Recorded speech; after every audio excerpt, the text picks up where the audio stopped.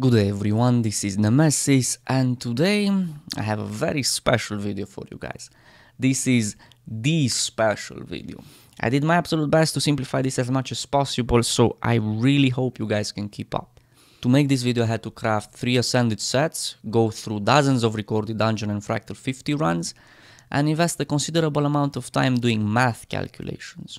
But at long last, I am ready to offer a final verdict. I've decided to make this video because in my 1 year absence, the self-proclaimed top players have managed to turn the Guild Wars 2 community into the most delusional gaming community I have ever seen. So be advised, my humorous, ironic and borderline disrespectful behavior that will be present in this video is used for the sole purpose of sending a very clear message to the wannabe elitist scrubs part of the community. If by any chance you are a new player and you're wondering, what exactly is this berserker meta? Well, the long story short, according to the self-proclaimed top players, only half the classes in the game are even considered viable, and only when using a single specific build out of the entire spectrum of build diversity, and you have to be fully equipped only with berserker stat gear out of the 24 possible sets that we have at our disposal. It's all about DPS. DPS, DPS, DPS. Players are always interested in the highest DPS possible, but sadly Guild Wars 2 still doesn't have a damage meter not even after 3 years, so we can't actually see our DPS. So how many of you guys have wondered, what is the real DPS of all of these builds that are floating around? Because we all heard the theory, but I think only very few people know the real numbers. Now, I personally went through quite a few third-party programs, but I couldn't find a single reliable damage meter, so I had to do it old school, and it took a while. So how do you correctly calculate DPS? Well, it's not rocket science, it's just really time consuming. Basically, you add all the damage done to a target, starting from the first action taken, and finishing with the last number registered in the combat log. Then, divide by the duration of the engagement. Also, DPS means damage per second, and therefore it should be repeatable, which means the duration should be equal or higher to the highest cooldown skill used in the damage rotation. Otherwise, it's not repeatable, and we have just calculated burst, not DPS. Okay? Okay. So as the first example, as you can see in the background, we have a nearly perfect fractal 50 Bloomhanger kill made by Brazil. And he did 317,071 damage in 27.6 seconds with time warp and ice bow. That equals a DPS of 11,488. Now, I said DPS should be calculated from the first action taken, so I will take into consideration the 4.5 seconds needed to stack might, especially since pre-buffing not only its DPS uptime, but also the spells used to buff actually do damage, so it eats up DPS uptime and damage. And the 2 seconds needed to place 2 banners down, which could have been another 100 blade hits, for example. So when you take into consideration those 6.5 seconds as well, his final DPS value is 9,298.2. Kind of makes you wonder, doesn't it? Is pre-buffing outside the actual fight really worth it? Is the 10 seconds of might really sufficient to justify a 2,000 overall DPS loss? Because if you do it right, after 10 seconds of combat you have max buffs anyway. By the way, this is Brazil we're talking about with a pre-made group. Bugs can take all the way up to 10-15 seconds to pre-buff. Everyone is always obsessed about offensive buffs, yet no one seems to care about debuffs, as in vulnerability, which is actually just as important since it directly scales both your condition and power type damage. So maybe, just maybe, it would be more effective to play the game as ArenaNet intended it. You know, that whole nonsense about shorter buff durations attached to damaging spells to promote a more dynamic combat system in which buffing and debuffing is part of the fight. Now, let's see what the berserker Necromancer can do. I know I messed up my rotation a little bit since Time Warp caught me by surprise, because this was a pack group, not a pre-made. So I'm pretty sure I can go even higher. 518,138 damage in 61.5 seconds with Time Warp. That equals a DPS of 8,425. Still, not too bad, right? It's pretty much what everyone expected, right? And the new upcoming Ultimate Necromancer Damage Hybrid can do 398,558 damage over 53.3 seconds with Time Warp. That's a DPS of 7,477.6. But then again, I have designed the hybrid build, as you will see later on, to have a very high effectiveness when it comes to sustained AoE damage. So, yeah, I'm glad we had this talk.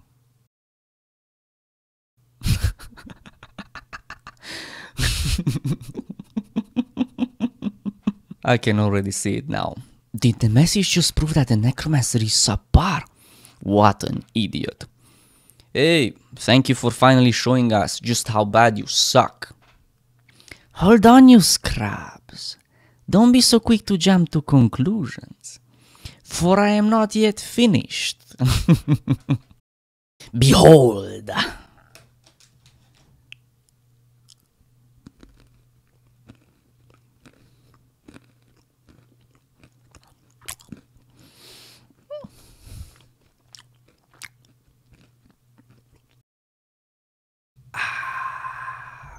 And the results are... Cue epic music. No? The epic music? Damn these YouTube copyright laws. Pum pum pum! 396,281 damage over 27 seconds with Time Warp and Ice Bow. That's a DPS of 14,677! So, what's up? The message, what is going on? You're using a different build. Nope. Exactly the same build. Nemesis hacker confirmed. No. Ladies and gentlemen, I give you the Ice Bow. Interesting, is it not? Let us go even deeper with our analysis. Here we have Brazil once again using the Ice Bow number 4 skill, Ice Storm, on an indestructible golem. Without any buffs or debuffs and while wearing PvP gear, he did 23,352 damage over 3.7 seconds. That's a DPS of 6,311. Nothing too special, right? Of course, this damage scales up when hitting 5 targets, since this is an AoE spell, so that's 23,352 potential damage on each individual foe, which is still perfectly okay, considering the spell has a 20-second cooldown. Now, in the past, you may have heard me being very vocal and frequently speak out against the use of exploits. This automatically put me in direct conflict with the self-proclaimed top players, and it also got me a bit of hate, but that's irrelevant. I've made this video for the Guild Wars 2 community, and for the people who have always supported everything that I was saying, despite the fact I never actually showed 100% undeniable proof of all of my claims. So, there is this concept called line casting. What is line casting? Well, I don't think words are enough to describe it, so I will just let Brazil demonstrate it for you. He did 87,283 damage over 3.7 seconds. That's a DPS of 23,590. 4 times higher than his previous hit. Now, let us emulate a party scenario. Yes? Yes.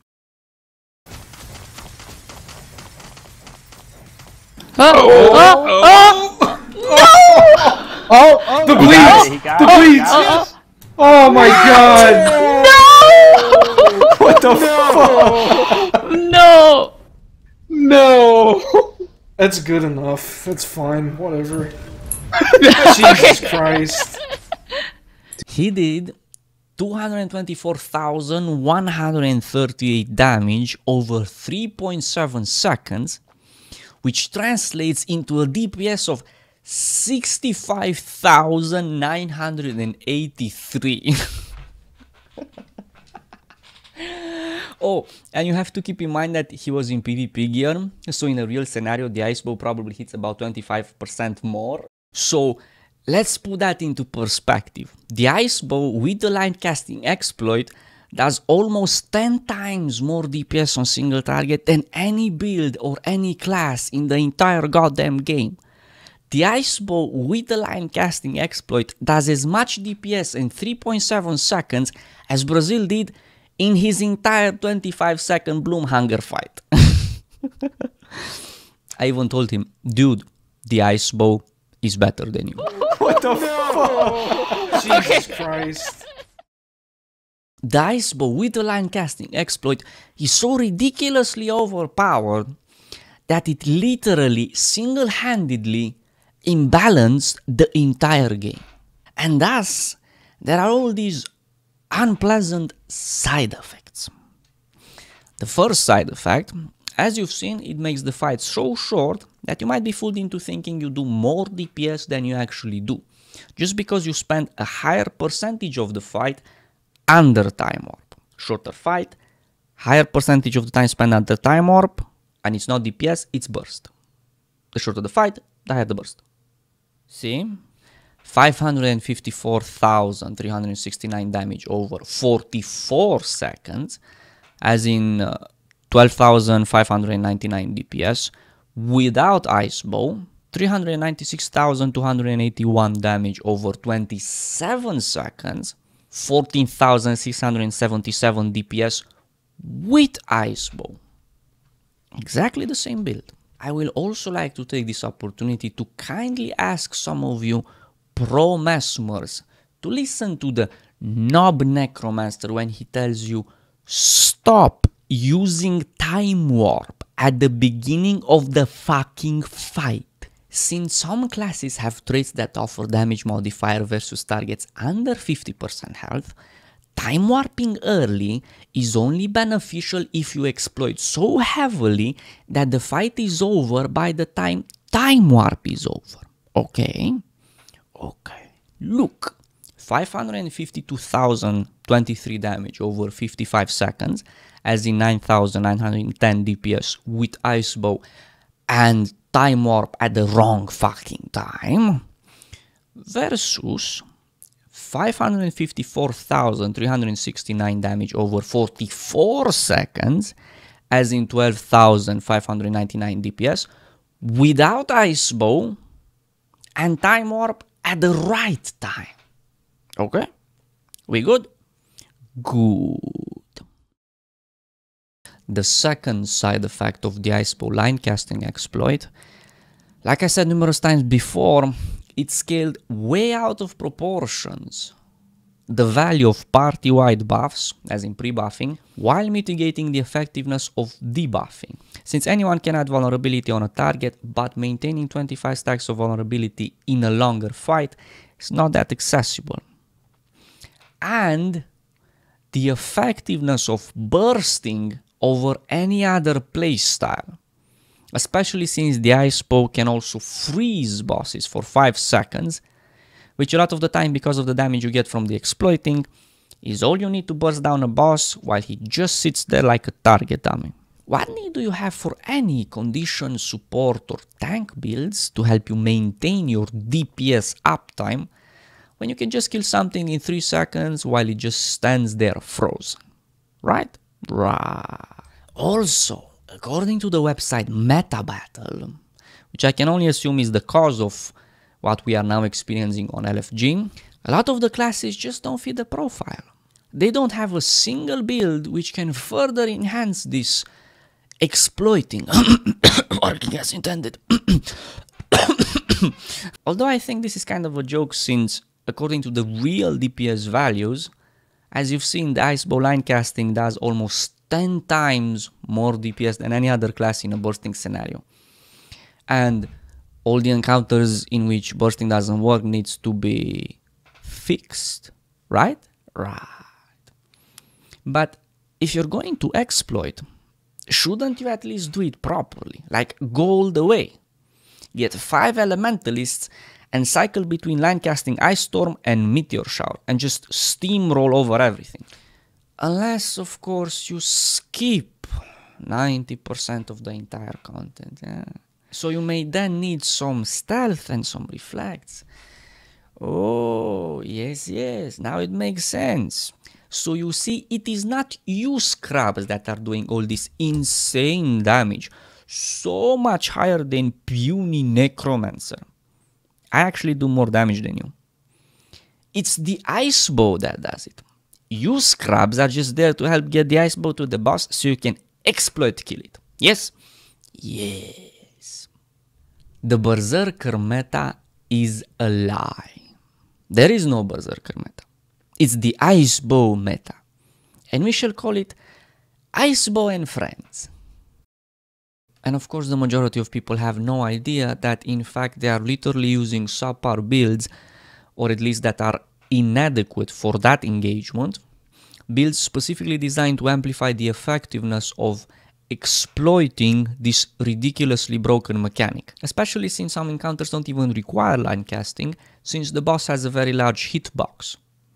So no questions were ever asked. Tell me guys, how low do you think this elementalist's DPS actually is, that even with Icebow he went from 19,000 DPS that he had in the 7th second of the fight all the way down to 5,000, even though he's really good and he managed to have almost 100% DPS uptime. But wait, it gets even better. The third side effect. Since the self-proclaimed top players either didn't knew or would have never admitted to the facts that I have displayed so far, line casting is not mainstream. So you know what this means. Oh yes. Since there are certain areas in the game in which, like I said, line casting is not even required to benefit from the amazing Icebow damage, many of these scrubs suffer from delusions of grandeur, I think is the term. People that normally would be incapable of doing a simple dungeon suddenly feel like they're almighty just because they can kill something in a few seconds while it doesn't even fight back. Now, imagine how bad are the people who can't even kill a little boss with the Icebow. Yet it is people like these who have absolutely no clue about anything and take like 50 seconds to prepare for a 10-second fight after failing the first time that have the biggest attitude. These are the scrubs that I'm talking about. And now you know. And it's obvious that Necromancer does no damage. Didn't came from them. It came from the self-proclaimed top players, like all other good things. Where do you think they got the part with Necromancer and Dagger? The Dagger is the Necromancer's strongest one-hand weapon, and the primary main hand for PvE due to its high DPS auto-attack. Based on my experience of 2 years of making guides, since I listen to a lot of feedback, I know how people interpret things.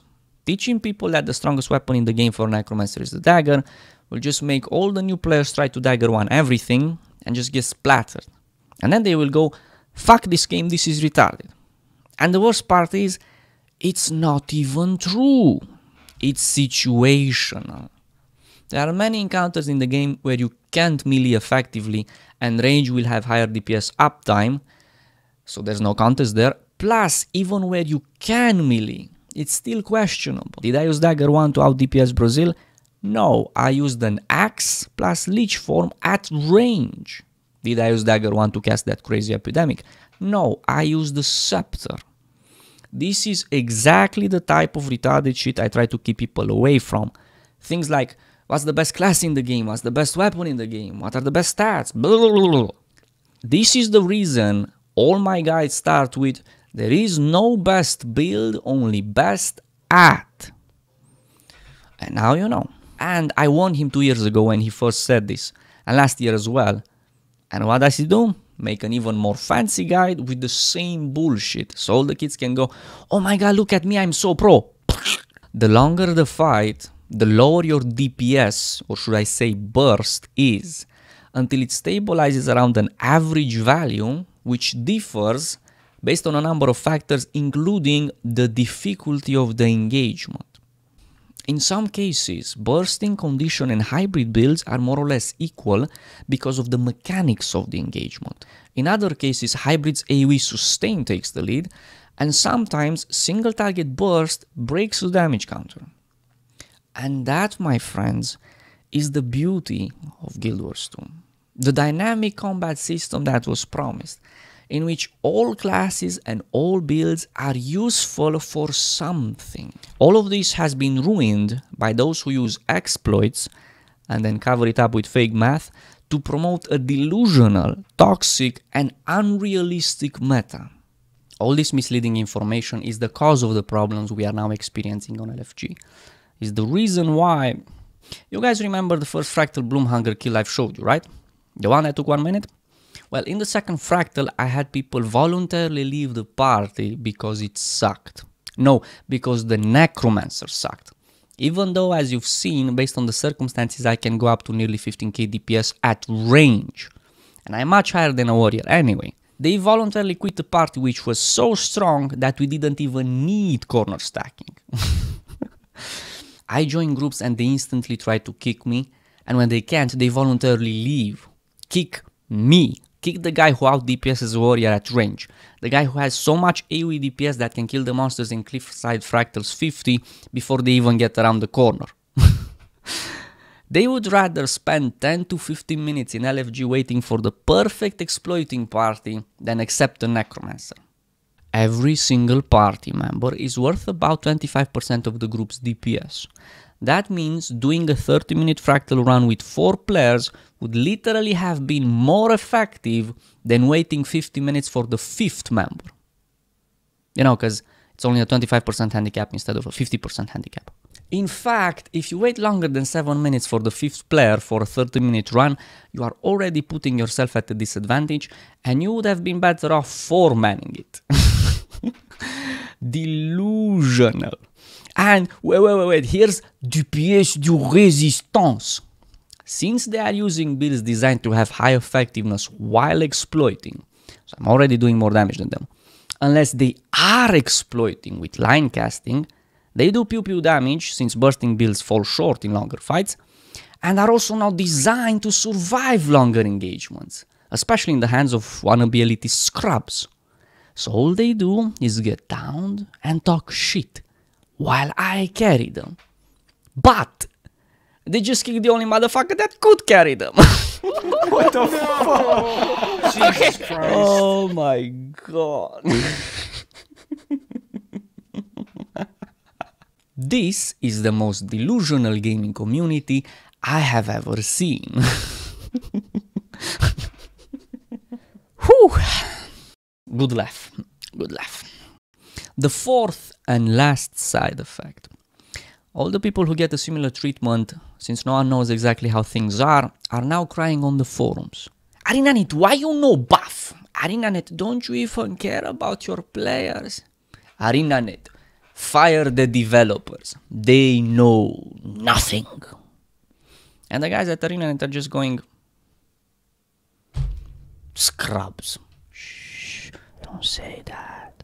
But you guys at ArenaNet had it coming. All the problems I've shown in this video could have been avoided if you would just put a cap on how many hits the icebow can connect with the same target, and everything would have slowly slid back into place and balance would have been restored. You didn't even need to fix line casting. But I guess you guys already knew that, didn't you?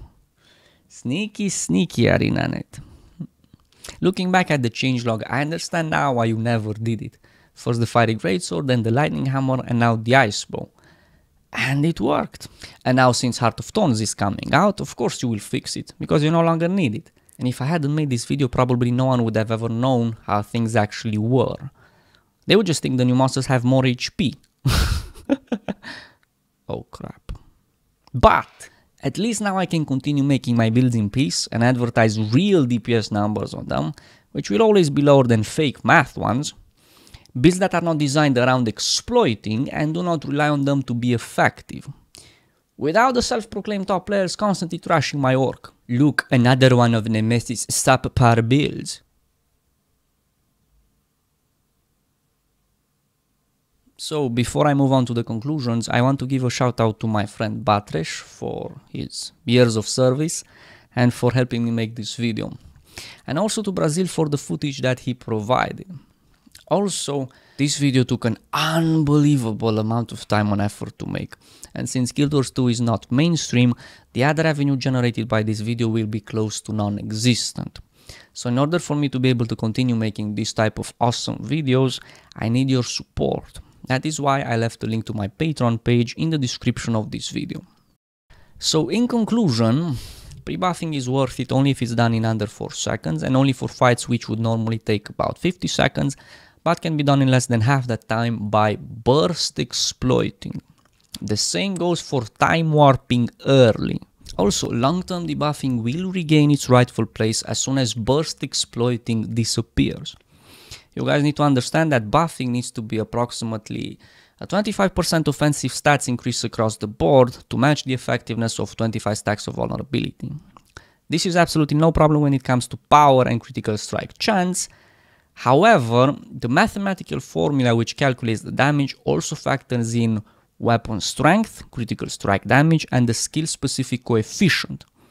Therefore, it's not such a big damage boost as people think it is. So maybe now you guys will understand why I said so many times in the past, buffing is way overrated. So the Necromancer's lack of party-wide buffs is irrelevant, and it more than makes up for it with long-term debuffing. The entire Berserker meta is literally builds that were never designed to function in a complex PvE environment, but rather they were made for the sole purpose of amplifying the use of a broken mechanic, Icebow, while exploiting with line casting. And these facts have been covered up with fake math, which I will show proof of in my next video. So the PvE system which permits this toxic gameplay is broken, Berserker meta is a lie, their math is fake, pre-buffing is for exploiting and buffing is overrated, vacuum calculations are irrelevant, unless of course you want to say the Necromancer does 214,687 DPS, which you can try. And Icebow, the Icebow. So when you look at all these facts, it kind of makes you wonder, is the Necromancer actually the least broken thing in all this madness? Ain't that a mindfuck? And last, but definitely not least, this one is my personal favorite. I was always right, for I am Nemesis. I need to start using that argument more often. It's like I am Groot, only deadlier. So, stop being delusional, you sluts. And until next time, enjoy your gaming, have a great day.